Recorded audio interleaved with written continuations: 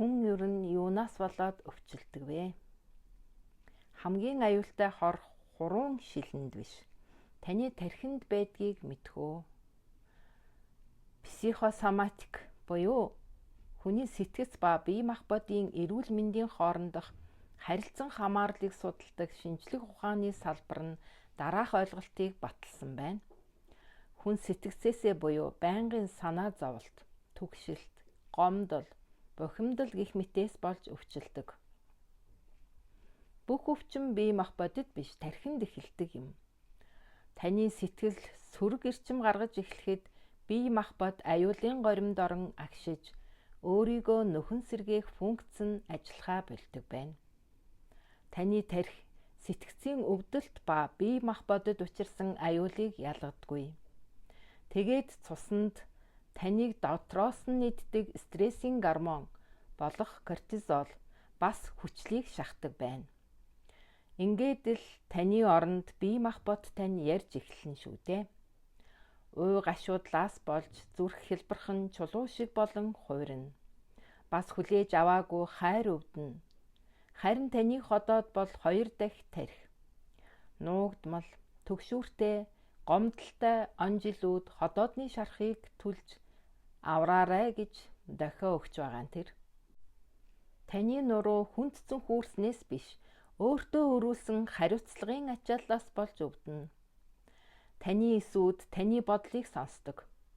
Депресс буюу сэтгэл гутрал нь таны ДНХ-д бичигдэж, таны залуу насыг хулгайлна. Гэвч энэ аимшигт түлхүүр нь нуугдаж байгаа. Хэрвээ оюун ухаан бие махбодыг сүрүүлж чадаж байгаа юм бол ангааж бас чадах нэ. Плацебо эффектийн туршилтууд итгэл үнэмшил нь биологид нөлөөлдгийг баталсан. Иймд таны бие бол сүнсийг агуулгах сав биш, харин сэтгэл зүрхний толь гэдгийг тогтоож аваарай. Та өвдөхийг хүсэж байна уу? Эсвэл эрүүл байхыг хүсэж байна уу? Хэрвээ эрүүлийг хүсэж байгаа бол өөрийгөө удирдах сурах хэрэгтэй. Бидний автомат хариу үйлдэлээс бүх өвчин ихтэй.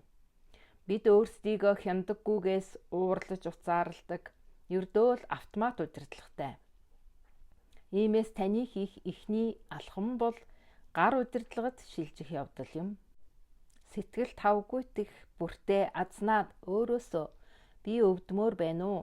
Эрүүл баймаар байна уу гэж асуугаарай. Хариулт нь ойлгомжтой.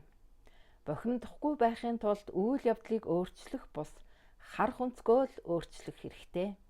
Харин харах өнцгөө өөрчлөхийн тулд болсон үйл явдлын нэрийг тархиндаа өөрчил. Жишээлбэл сүйрэл биш, сорилт.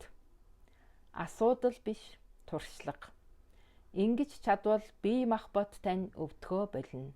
Учир нь таны мартсныг сануулan хашгирах хэрэг биед тань дахин гарахгүй. Өвчин үүсэх шалтгааныг дахин гаргахгүй байх нь нэн чухал бөгөөд нэгэнд үүссэнийг бодлын хүчээр засах аргач бас бий.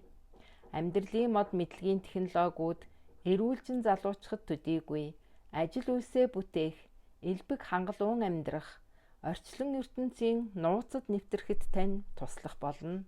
Таны бие доторх бүхэн таны бодлоос хамаарна шүү.